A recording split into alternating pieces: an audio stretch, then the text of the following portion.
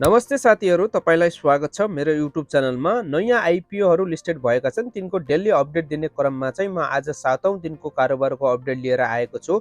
अर्थात् मैले हिजो चाहिँ 6औं दिनको कारोबारको अपडेट दिन चाहिँ सकेन, त्यसको लागि क्षमा प्रार्थी छु। आज 7औं दिनको कारोबारको अपडेट दिने क्रममा चाहिँ म साल्पा विकास ब्याङ्कको आज अपडेट दिन गइरहेको छु। अहिले चाहिँ म टिएमएसमा छु, तपाईले देख्न सक्नुहुनेछ साल्पा विकास ब्याङ्कको आज पनि सकारात्मक सर्किट लागेर अर्थात् 9.9% यस कम्पनीको मूल्य बढेर ₹584.50 पुगेको छ भने 53.10 चाहिँ यस कम्पनीको मूल्य आज बढेको छ। अब मार्केट बन्द हुन जम्मा 15 मिनेट बाँकी रहेको छ। अब हामी टिएमएसमा यसको बाहिर सेलको डिमान्ड के कस्तो रहेको छ भनेर जानकारी लियौं। र आज 7औं दिनको कारोबारको दिन पुनः मैले चाहिँ साल्पा विकास ब्याङ्कको 20 किता चाहिँ बाई अर्डरमा राखेको छु। जति मूल्य चाहिँ यहाँनिर चलिरहेको छ, जस्तै ₹584.50 प्रति किता मूल्य चलिरहेको छ, त्यसै मूल्यमा चाहिँ मैले यहाँनिर बाई अर्डर राखेको छु भने यो पाउन त सम्भव छैन, तर पनि मैले त्यतिकै यहाँनिर बाई अर्डर राखेको छु। अब बाहिर सेलको डिमान्डमा तपाईले यहाँनिर देख्न सक्नुहुनेछ टोटल बाई डिमान्ड भने 3,89,295 किता रहेको छ भने टपमा देख्न सक्नुहुनेछ बाई डिमान्ड 2511 जनाले चाहिँ 3,24,758 किता ₹584.50 मा बाई गर्न खोजिरहनु भएको छ, अर्थात् बाई डिमान्ड रहेको छ भने सेकेन्ड नम्बरमा चाहिँ 44 जनाले 1594 किता ₹584.40 मा बाई गर्न खोजिरहनु भएको छ भने त्यसैगरी थर्ड नम्बरमा अर्थात् तेस्रो नम्बरमा 15 जनाले 530 किता ₹584.30 मा बाई गर्न खोजिरहनु भएको छ भने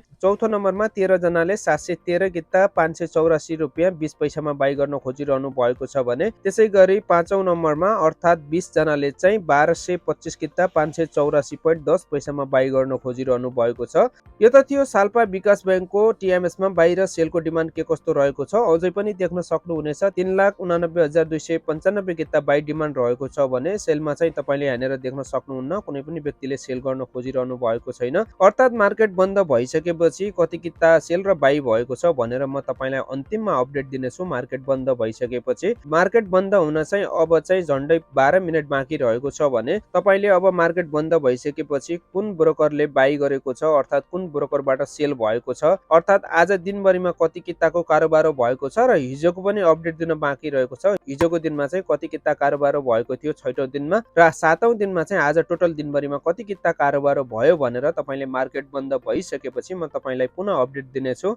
अब हेरेर अहिले मार्केट बन्द भइसकेको छ। नेप्से चाहिँ आज 6.03 पोइन्टले बढेर 2654.93 मा पुगेको छ भने आज 0.22% ले अर्थात् 0.22% ले आज नेप्से बढेको छ। हेरेर चाहिँ अब साल्पा विकास ब्याङ्कको अपडेट दिने क्रममा चाहिँ तपाईले हेरेर देख्न सक्नुहुनेछ टप गेनरमा चाहिँ साल्पा विकास ब्याङ्क रहेको छ भने यस कम्पनीको प्रति किता मूल्य आज ₹584.50 पुगेको छ भने 9.9% ले चाहिँ आज यस कम्पनीको मूल्य बढेको छ। साल्पा विकास ब्याङ्कको आज दिनभरिमा कति किताको कारोबार भयो भनेर जानकारी लियौं। हेरेर तपाईले देख्न सक्नुहुनेछ साल्पा विकास ब्याङ्कको चाहिँ आज 470 किताको कारोबार भएको छ भने आज ओपनिङ प्राइस भने ₹526.20 मा भएको थियो र अब आज 470 किताको कारोबार भएको छ भने 47 जनाले चाहिँ यस कम्पनीको आइपिओ बेच्नु भएको छ। अब यहाँनिर तपाईले साल्पा विकास ब्याङ्कको फ्लोर सिटमा देख्न सक्नुहुनेछ 470 किताको कारोबार भएको छ भने ₹2,72,832 को कारोबार भएको छ।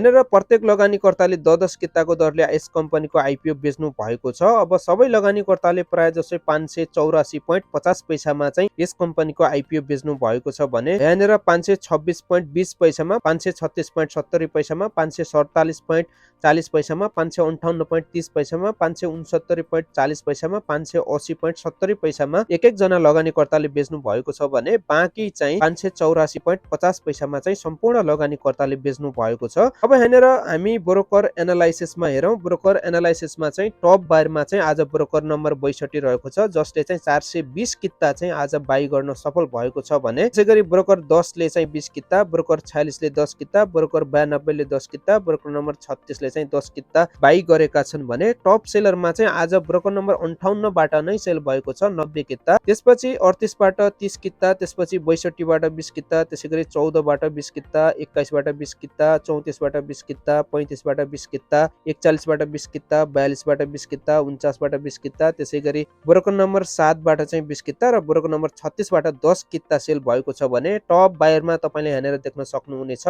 ब्रोकर नम्बर 62 यसले चाहिँ ₹583.62 65 पैसामा चाहिँ एभरेज प्राइसमा 420 किता बाइ गरेको छ भने सेलमा चाहिँ यसले 20 किता गरेको छ, जसमा चाहिँ 560 रुपियाँ 60 पैसामा चाहिँ यस ब्रोकरबाट चाहिँ सेल भएको छ भने यसै गरी ब्रोकर नम्बर 10 बाट चाहिँ एभरेज प्राइस 569 रुपियाँ 50 पैसामा बाइ गरेको छ 20 किता भने त्यसै गरी ब्रोकर नम्बर 36 ले 526 रुपियाँ 20 पैसामा 10 किता बाइ गरेको छ। त्यसै गरी 584 रुपियाँ 50 पैसामा चाहिँ यसले 10 किता सेल गरेको छ। त्यसै गरी ब्रोकर नम्बर 46 ले चाहिँ 536 रुपियाँ 70 पैसामा 10 किता बाइ गरेको छ भने ब्रोकर नम्बर 92 ले चाहिँ 569 रुपियाँ 40 पैसामा चाहिँ 10 किता बाइ गरेको छ। यो त त्यो टप बायरहरू। अब तपाईले हेरेर देख्न सक्नुहुनेछ टप सेलरहरू कुन ब्रोकरबाट बढी सेल भएको छ, अर्थात कति रुपियाँमा एभरेज प्राइसमा सेल भएको छ भनेर देख्न सक्नुहुनेछ।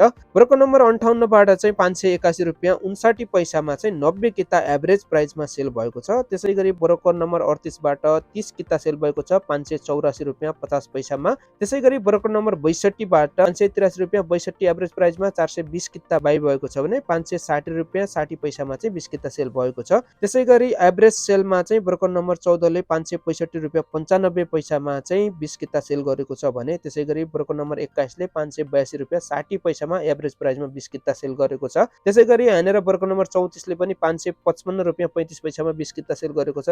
त्यसै गरी ब्रोकर नम्बर 35 ले 584 रुपियाँ 50 पैसामा चाहिँ 20 किता सेल गरेको छ। त्यसै गरी 584 रुपियाँ 50 पैसामा ब्रोकर नम्बर 41 ले 20 किता सेल गरेको छ भने यो त थियो टप सेलर र टप ब्रोकरहरू कुन ब्रोकरबाट बढी सेल भएको छ, कुन ब्रोकरबाट चाहिँ बढी बाइ भएको छ भनेर ब्रोकर एनालाइसिस रहेको थियो भने अब यहाँनिर साल्पा विकास बैंकको तपाईले प्राइस हिस्टोरीमा देख्न सक्नुहुनेछ। मैले हिजोको अपडेट भने दिन बिर्सिएको थिएँ, अर्थात हिजो मैले भिडियो बनाएको थिएन। हिजो 370 किताको कारोबार भएको रहेछ भने 6औं दिनमा 1,95,000 रुपियाँको कारोबार भएको रहेछ भने आज 7औं दिनमा चाहिँ 470 किताको कारोबार भएको छ भने 2,73,000 रुपियाँ बराबरको चाहिँ आज कारोबार भएको छ। यो त देखिसक्नुभयो साल्पा विकास बैंकको प्रत्येक दिन कति किताको कारोबार भएको छ भनेर। अब हेरेर प्रत्येक दिन कारोबार र किताको संख्या पनि बढ्दै गएको छ भने यस कम्पनीको मूल्य कतिसम्म पुग्ला तपाईले पनि आफै अनुमान लगाउन सक्नुहुनेछ। अर्थात यस कम्पनीको नर्मल्ली प्रति किता मूल्य 1200 देखि 1500 रुपियाँसम्म पुग्ने सम्भावना रहेको छ भने अब तपाईले हेरेर चार्टमा पनि देख्न सक्नुहुनेछ प्रत्येक दिन कति किताको कारोबार भइरहेको छ, अर्थात कुन लगानीकर्ताले कसरी बेचिरहेका छन्, टिएमएस मा कस्तो खालको बाइ र सेलको कन्डिसन रहेको छ, अर्थात प्रत्येक दिन कति किताको कारोबार भइरहेको छ, कुन ब्रोकरबाट सेल र बाइ भएको छ भनेर मैले प्रत्येक दिन अपडेट दिँदै आएको छु भने यो अपडेट चाहिँ आज 7औं दिनको रहेको थियो।